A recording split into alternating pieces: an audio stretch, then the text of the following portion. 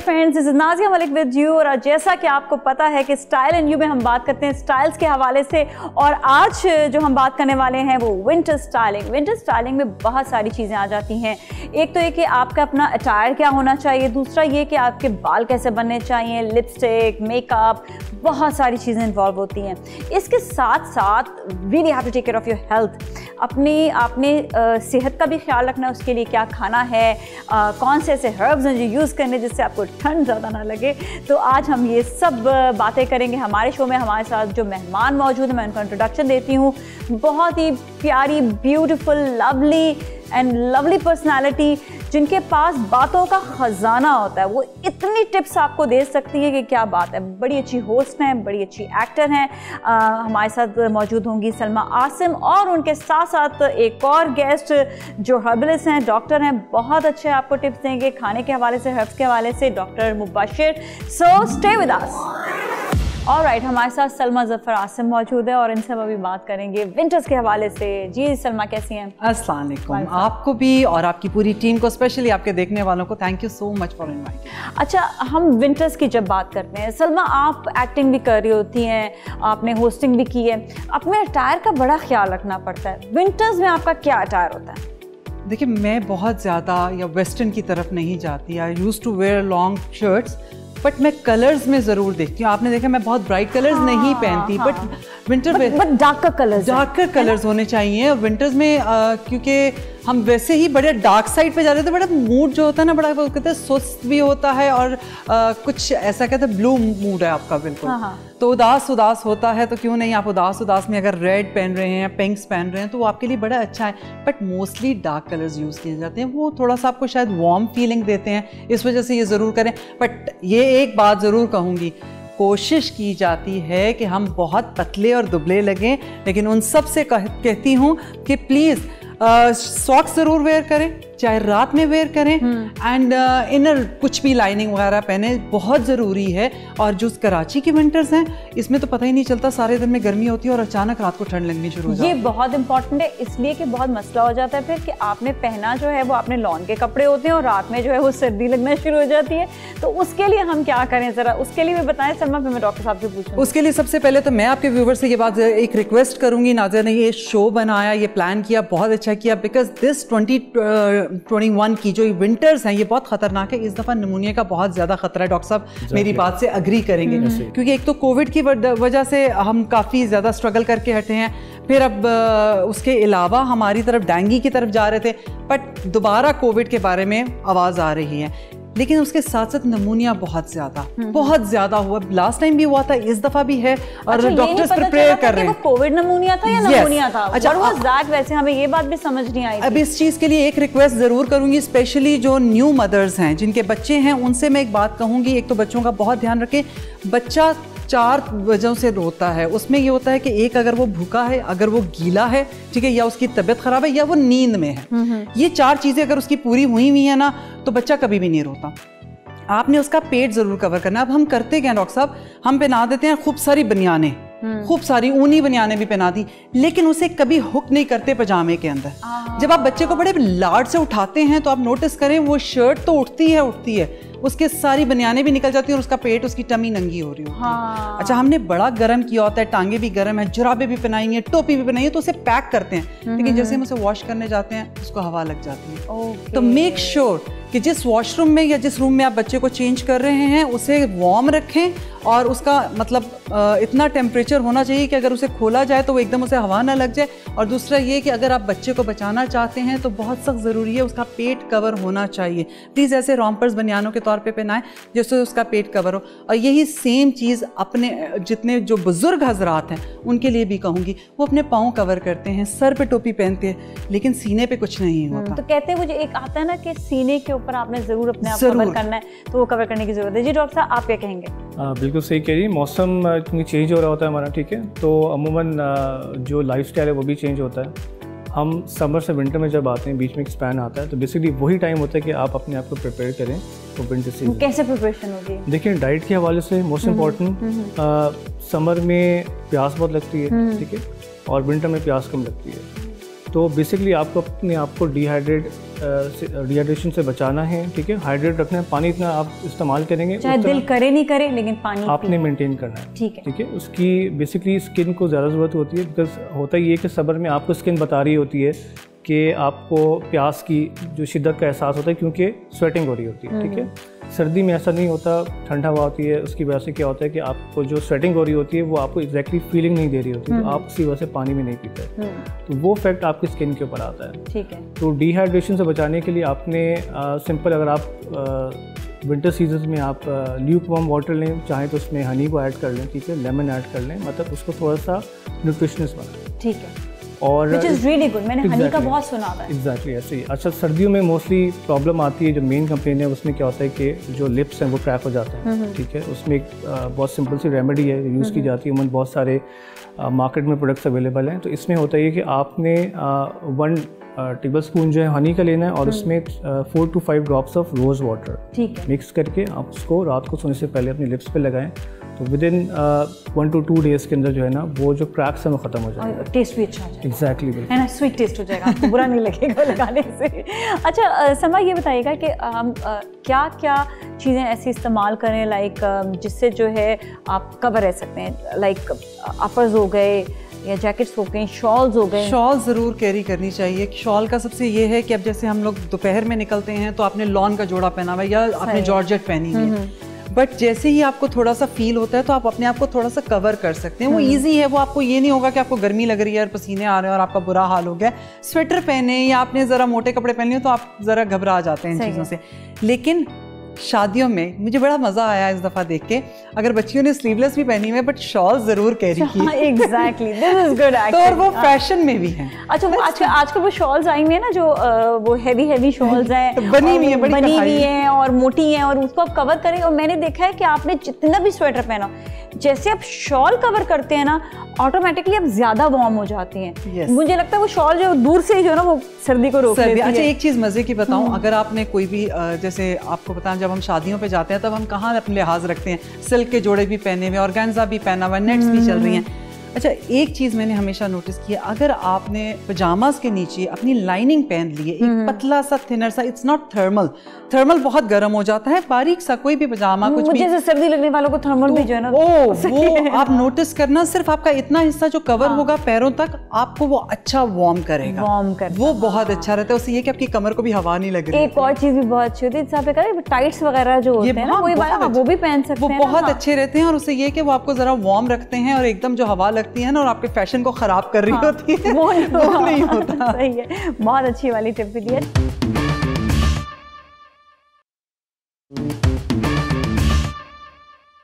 Doctor साहब, ये बताइएगा, ये तो हमने बात करी कि स्पेशली जो ख़वातीन जिस तरह हम लोग या हजरात जो ट्रैवलिंग के लिए जा रहे होते हैं, उनको किन किन चीज़ों का ख्याल रखना चाहिए, और जो नॉर्दर्न एरियाज़ में जाते हैं वो बड़ा मुश्किल हो जाता है उनके लिए फिर, कि वहाँ पर तो एक्सट्रीम सर्दी भी होती है, हीटर्स भी नहीं होते हैं, तो उनके लिए आप क्या टिप्स देंगे कि अपने आप को वार्म भी रख सकें वो, और वो खुराक कौन कौन सी खाएँ? देखिए मेन चीज़ तो ये है कि क्योंकि जैसे कराची में आपको पता है सर्दी इतनी नहीं होती। अगर आप अभी थोड़ा सा दूर जाएं मुल्तान से आगे जाकर आप ये देखें ठीक ठाक सर्दी पड़ना शुरू लाहौर साइड पे या कोयटा पे सबसे ज़्यादा सर्दी होती है। तो बेसिकली आपने अपनी डाइट को उसके अकॉर्डिंगली मेंटेन करना है। जहाँ पे जो हम चीज़ें लेते हैं वो अकॉर्डिंगली हम एज अ रूटीन चल रहे होते हैं। लेकिन जब हम अपर एरियाज़ में जाते हैं, नॉर्दर्न साइड पे जाते हैं, तो वहाँ पे आपने अपने साथ ड्राई फ्रूट्स को लेके जा रहे हैं, ठीक है। फिर वही बात कहूँगा, अपने आप को हाइड्रेट रखें, ठीक है। बिल्कुल पीना है, बिकॉज ये मोस्ट इम्पॉर्टेंट चीज़ है, सिर्फ समर के लिए नहीं, हर सीज़न के लिए, क्योंकि बॉडी की रिक्वायरमेंट है। और क्योंकि इसकी वजह से क्या होता है कि जो सेल की जो एक्टिविटी है ना, वो बहुत अच्छे तरीके से जो है ना वो मेंटेन रहती है। और अगर वो चीज़ मेंटेन नहीं होगी तो वो डेफिनेटली स्किन पे आएगी, आपके ऑर्गन्स जो हैं वो डिस्टर्ब होने शुरू हो जाएंगे। और अवॉइड करें बहुत ज़्यादा ऑयली फूड को, स्पाइसी फूड को। सर्दियों में क्या, हम हर मौसम में, बल्कि हर डे आप देखें कि आजकल बहुत ज़्यादा ये कॉमन हो गया, लोग फास्ट फूड पे चले गए। उसकी वजह से कॉम्प्लिकेशंस भी आती हैं लेटर ऑन।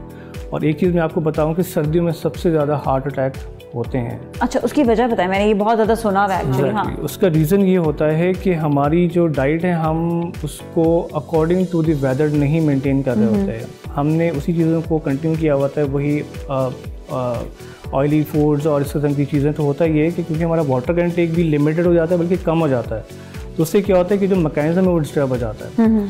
तो उसकी वजह से क्या होता है कि वो चीज़ें अंदर डिपॉजिट होने शुरू हो जाती हैं। जो आर्टरीज़ हैं बेसिकली उसके अंदर वो ब्लॉकेज की तरफ लेके जा रही होती हैं। और दिन फिर उससे क्या होता है, उछल कूद चलना फिरना, फिजिकल एक्टिविटी भी नहीं है आपको, एक्टिविटीज नहीं होती। तो ये सब चीज़ें एज अ पैकेज के तौर पे चलती हैं। क्या सर्दी की वजह से भी हमारी आर्टरीज वगैरह सुकड़ती हैं, कुछ ऐसा होता है या नहीं? ऐसा नहीं है। उसका रीज़न ये है कि क्योंकि हमारी डाइट डिस्टर्ब हो जाती है, तो उसका इफेक्ट नो डाउट आपकी बॉडी पे पड़ता है। कोई हम निहारियां शहारियां पड़ना शुरू कर देते हैं, पाए शाय। अच्छा, और मजे की बात, और उसके साथ ठंडी बोतल पीनी शुरू कर देते हैं। तो इससे अच्छी और क्या तरीका होगा?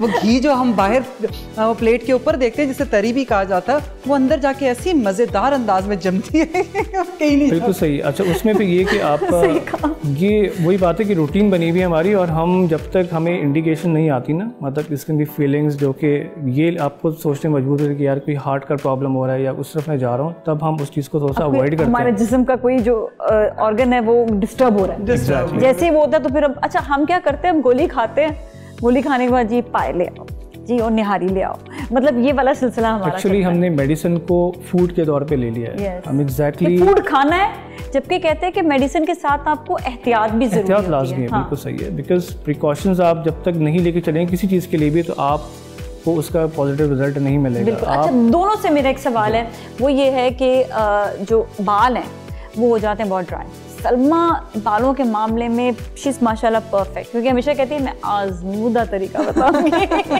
वो आज़मूदा तरीका बात यह है कि जब भी हम कोई भी चीज़ इस्तेमाल करें तो हमें ये देखना चाहिए कि वो उसकी अपनी तासीर कैसी है। जैसे हम एलो बहुत यूज़ करते हैं, aloe is really good, but आपके बाल डिहाइड्रेशन की वजह से, विंटर की वजह से ऑलरेडी टूट रहे हैं। अब उसमें आप एलो यूज़ करना शुरू कर दें तो वो बालों को ड्राई भी करता है। आप एलो को जख्म पे लगाएं, आपका जख्म सूख जाएगा। मेहंदी को जख्म पे लगाएं, मेहंदी से उसके बाद आपका जख्म सूख जाएगा। तो इन चीज़ों को ज़रा देखना होता है, तो उस रेशो को ज़रा बहुत एहतियात से करें।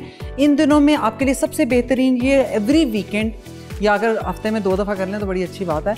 आपने क्या करना है, अंडा और दही ज़रूर इस्तेमाल करना है, चाहे पूरा अंडा या सिर्फ जर्दी? पूरा अंडा। अच्छा, देखिए आपको प्रोटीन भी तो चाहिए ना बालों के लिए, ठीक है। वो जो जर्दी है वो कंडीशनिंग करती है, जो सफ़ेदी है वो आपके बालों के लिए देगा।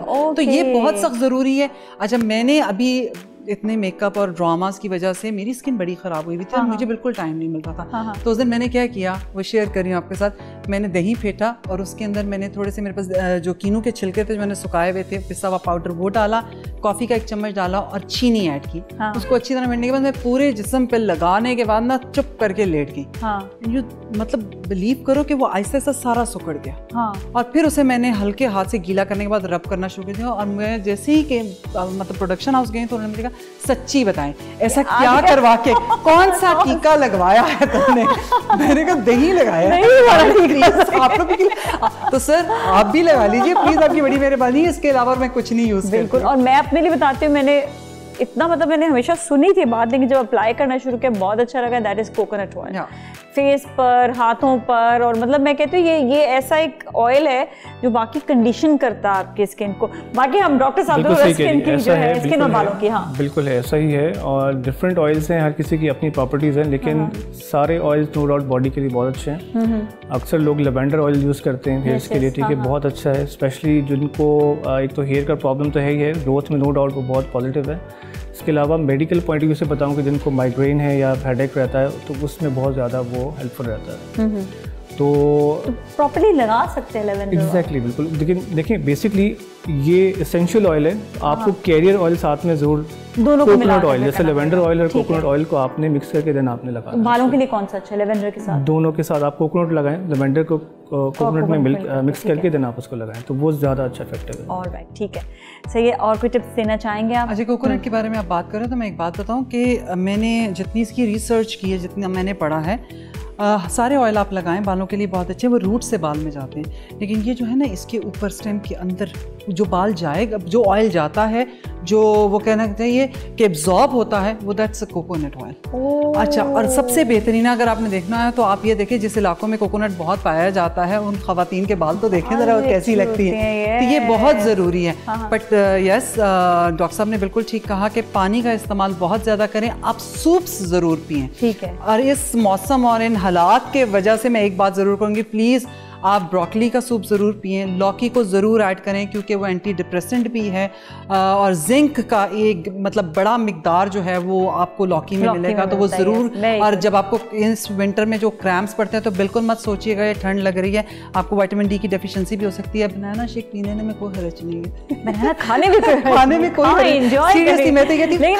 अच्छा, एक बात ज़रूर शेयर करूँगी, जैसे खाने खुराक की बात हो रही है, पहले वक्तों में इस वक्त में पिन्नियाँ बना करती थी, हलवे। अच्छा, मेरे घर में भी बनते हैं, बेशुमार हलवा जात बनते हैं, मैं मुरब्बा डालती हूँ और मैं बड़े शौक से खाती हूँ।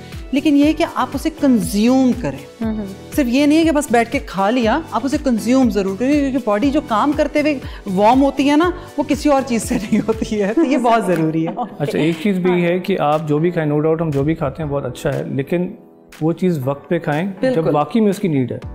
हम चीज़ तो अच्छी खाते लेकिन वक्त पे नहीं खाते, तो डेफिनेटली उसकी न्यूट्रिशन हमें नहीं मिलती, तो वो ज़ाया हो जाता है।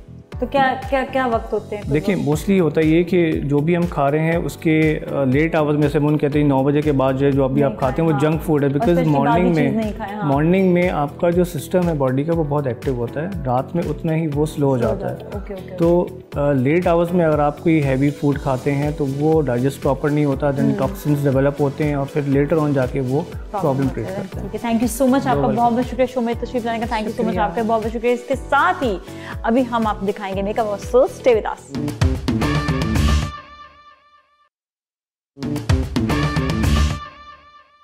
ऑलराइट जी, अब हमारे साथ मौजूद हैं मेकअप आर्टिस्ट वजीहा, जो बताएंगी कि सर्दियों में मेकअप कैसा होता है, वो भी आँख का, ठीक है। अच्छा वजीहा, कैसी हैं आप? ठीक ठाक हैं? बिल्कुल ठीक। ऑलराइट, सबसे पहले आप बताएंगे आप कैसा मेकअप करने वाली हैं? पारीना ने बहुत अच्छा आउटफिट पहना हुआ है, रेड कलर का उन्हें जैकेट है, तो जाहिर बात है जब कहीं बाहर जा रहे हैं, ये शादी ब्याह की बात नहीं हो रही है, ठीक है ना, अभी जा रहे हैं कहीं बाहर शॉपिंग पे जा रहे हैं या लंच पे जा रहे हैं, डिनर पे जा रहे हैं, और आउटडोर माहौल है, किसी दावत पे जा रहे हैं, और वहाँ पर आपने इवन ट्रैवलिंग के लिए भी मैं कहती हूँ अच्छे मेकअप करके आपने तस्वीरें ज़रूर खिंचवानी है। जो लोग इस पर ट्रैवलिंग कर रहे होंगे वो बहुत सारा वार्म कपड़े पहन के निकल रहे होंगे, तो उनके लिए ये है कि वो ज़रूर जो है अपना ज़रा ज़बरदस्त सा मेकअप करें ताकि सोशल मीडिया पे बड़ा अच्छा लगे। तो वजी आप कैसा इनको लुक देंगी? इनका मैं सॉफ्ट स्मोकी मेकअप करूँगी, ठीक है, डन, ब्लैक और ब्राउन के साथ टच में। ऑलराइट, सबसे पहले आप आई के साथ क्या करने वाली? मैं आईब्रो सेट करूँगी सबसे पहले। आईब्रो सेट करेंगे, और आईब्रो आप किस कलर से सेट करेंगी? ब्राउन से। ब्राउन से,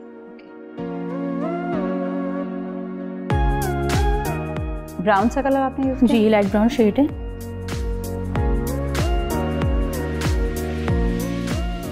सिल्वर हाइलाइटर दूंगी मैं, और ये आप देंगी हाइलाइटर जी। सिल्वर हाइलाइटिंग इसलिए कि हल्का सा शिमरी होना जरूरी, वैसे पूरा मैट होगा कि वो कम से कम आपकी जो बोन है वो थोड़ी सी ना इंटेंस या इनहेंस हो जाए। ब्राउन शेड यूज़ करूँगी सॉकेट लाइन पे, ताकि वो भी एनहांस हो जाए। तो ये आपने बिल्कुल बेज ब्राउन सा यूज़ किया, डार्क ब्राउन अभी यूज़ नहीं किया है ना? नहीं, मैंने सिर्फ बेज ब्राउन सा यूज़ किया ताकि वो एक अच्छा सा लुक दे दे। आई बॉल पे भी मैं ब्राउन का टच दूंगी, ठीक है। That is the same colour या डार्कर है? Dark colour. ठीक है, थोड़ा सा डार्क कलर।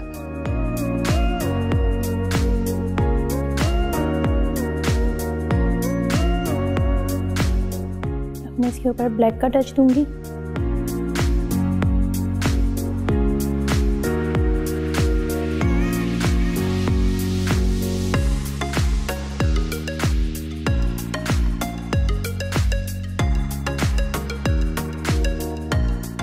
ठीक है, अब आपने जो है ब्लैक कलर भी लगा दिया। जी। ठीक है, अब इसको अच्छी तरह से ब्लेंड कर देंगे विद द ब्राउन कलर ना। जी। अच्छा, क्या कौन से ऐसे कलर्स हैं जो यूजुअली हम सर्दियों में यूज़ कर सकते हैं स्मोकी मेकअप में? स्मोकी मेकअप में ब्लैक कर सकते हैं, ग्रीन कर सकते हैं, ब्राउन कर सकते हैं, ब्लू कर सकते हैं, डार्क कलर सब यूज़ कर सकते हैं। जी, और जो वन इंटेंस कलर आप बना रहे हैं। जी।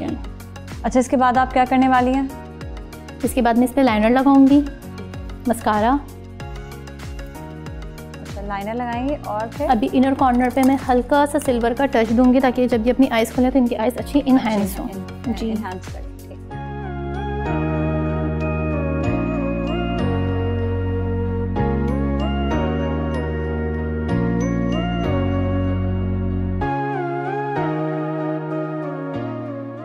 सॉफ्ट स्मोकी आइज बनाइए तो मैं इस पे लाइनर बाहर नहीं नहीं निकालेंगे। Very good idea. वैसे बहुत ड्रामेटिक सा लगने लग जाता है वरना। जी, बहुत अच्छा लग रहा है। ब्राउन सा लुक, ब्लैकिश सा लुक और फिर जो है डार्क जो लाइनर का लुक। अच्छी सी लैशेस लगा लें और कंप्लीट आपका जो है एक लुक जो है वो तैयार हो जाएगा।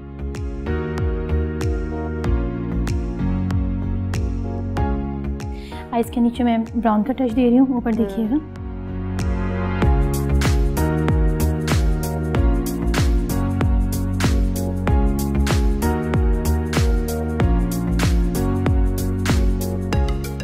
अच्छा, जब फ्लैश लगाते हैं तो हमेशा ये करते हैं कि मस्कारा जो है ना उसको एक लिमिटेड बस वो लगा देते हैं, पूरा भर भर के ना लगाएं। जो आपकी अपनी लैश है और ऊपर के जो लैश है उसको सिर्फ आपने मिला देना है।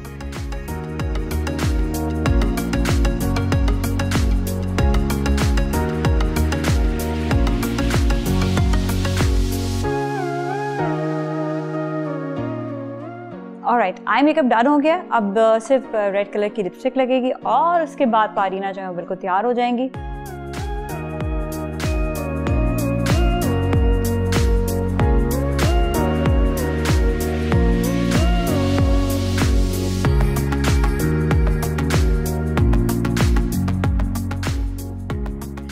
ऑलराइट जी, बहुत अच्छा मेकअप हुआ है आज और बड़ा ज़बरदस्त आज जो टिप्स दी हैं स्मोकी आई मेकअप की, सॉफ्ट स्मोकी आई मेकअप की। आप इधर उधर जा रहे हैं, सोशल मीडिया के लिए आपने वीडियोस बनानी है तो उसके लिए बहुत ही ज़बरदस्त ये लुक रहेगा। और साथ ही अगर आप जा रहे हैं किसी डिनर पे, आउटडोर डिनर पे, उसके लिए बहुत अच्छा लुक है। थैंक यू सो मच भजिया, बहुत बहुत शुक्रिया आपको शो में तशरीफ लाने का। और इसके साथ ही मैं इजाज़त लूँगी, लेकिन आपने कहीं नहीं जाना क्योंकि अब होगी किक वॉक।